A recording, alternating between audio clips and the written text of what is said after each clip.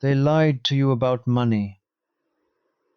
Now, I don't mean anybody set out to lie. Most of 'em believed what they were saying. But what they taught you, what the schools taught you, what the advertisements taught you, what your daddy probably taught you without meaning to, it was designed to make you spend, not to make you free. My name is Harlan. I am 97 years old. I was a coal miner for 31 years. I was born in this house. I expect I'll die in it too. I've never had a lot of money, but I have never, not once since 1962, owed a man more than I had. That is a kind of freedom that most people in this country have never tasted. And I'm going to tell you how to get it. Now, you probably think a man my age talking about money, he's got some secret investment, some trick with the stock market. I don't own a single stock, never did. You probably think I got savings built up over 97 years.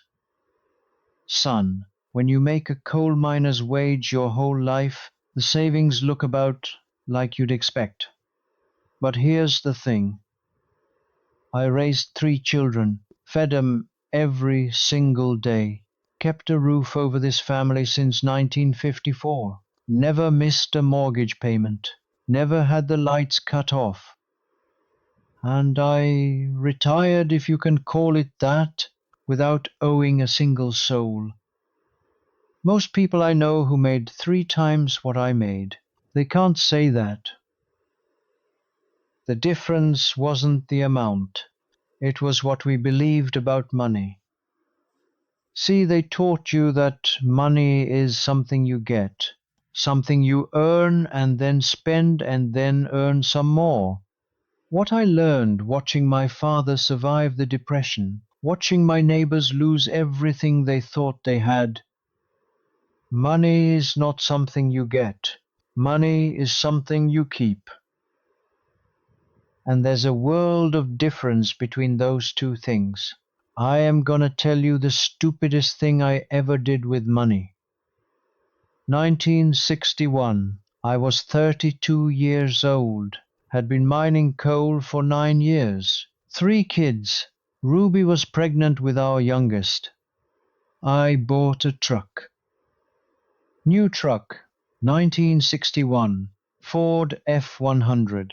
2-tone, white and red. Cost me 2 years of payments. Now, we didn't need that truck. We had a truck, 8 years old, but it ran. But I wanted to look like I'd made something of myself. I wanted to drive past the plant manager's house in something that said, "I am not poor." Ruby didn't say much when I drove it home. She had a way of not saying much that said everything. I made the payments for 11 months. Then the coal company had a slowdown, 40% pay cut for 16 weeks. I missed 2 payments. They came and got that truck on a Thursday morning in October, right out of the driveway. Ruby cried twice over that truck. Once when I bought it, once when they took it. I stood in the driveway and I watched them drive it away. And I felt something I hadn't felt since I was 7 years old, watching my daddy lose the farm. Shame. Not because they took the truck, because I knew I had always known that I bought it for the wrong reason. I never bought anything on credit again. In 65 years, I have not. And that decision alone, that one decision made in a muddy driveway in 1961, taught me 4 things about money that nobody put in any book I ever saw. Every dollar you owe is a vote you cast against your own future.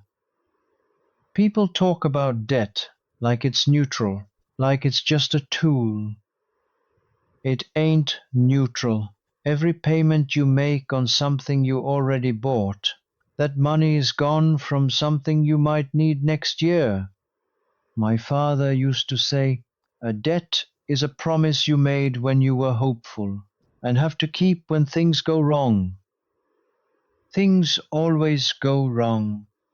The coal company cuts your pay, the roof leaks, the baby gets sick. If you're in debt when that happens, you got two problems. The thing that went wrong and the thing you already owe. Stay out of debt. Not eventually. Now, pay it off like your life depends on it. Because it does. The things they sell you aren't the things that matter. I want you to think about the best moments of your life, not the things you bought. The moments. Was there a thing you bought in any of them? Probably not. What they're selling you, the new car, the house that's too big, the clothes, the phone upgrade, that's not for you. That's for them. You buy it. They profit. You spend the next 3 years paying for it. They spend the next 3 years selling the next version to somebody else. I drove a 1957 pickup until 1983. 26 years. Never once did that truck make me unhappy. Buy what you need. Take care of what you have. Want less. That last one's the hard one.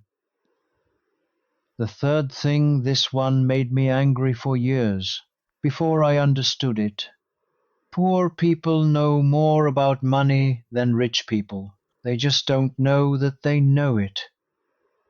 You don't believe me. Think about it. A poor family in Appalachian Virginia in 1955.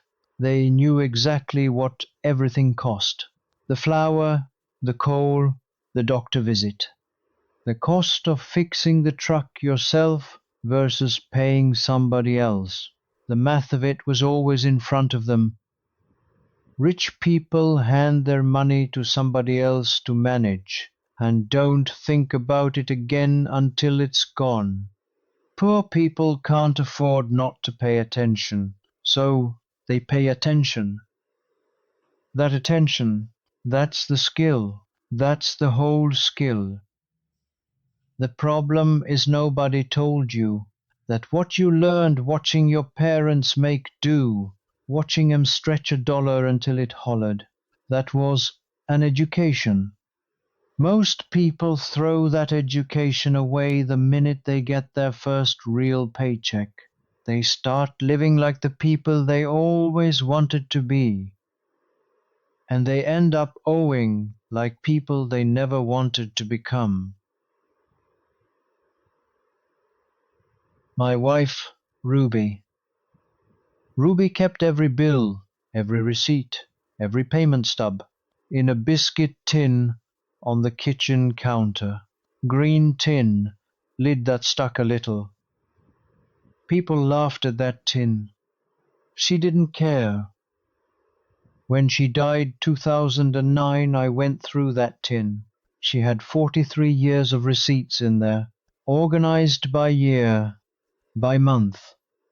At the bottom, from 1966, she had written a number on a piece of notebook paper. It was everything we owed that year, and everything we owned. The owned side was bigger. She had written next to it, in her handwriting, 11 words. We are ahead. This is enough. Don't let them fool you. She knew. She always knew. They lied to you about money. I told you that at the start. Now you know what the lie is. The lie is this, that you'll be happy when you have more, that the thing you're missing is the thing they're selling. It ain't. Tonight, before you go to sleep, I want you to write down what you owe, every dollar, not on a computer, on paper, with a pencil. Until you see that number in your own hand, you ain't dealing with it. You're just living around it. Write it down, then write down what you own and see which side is bigger. That's the whole education. Ruby knew it at 30. It took me till 65. Don't take as long as I did. My name is Harlan Briggs. I am 97 years old. I still live in the house I was born in. And I still drive a used truck. If any of that hit close to home, leave one word in the comments.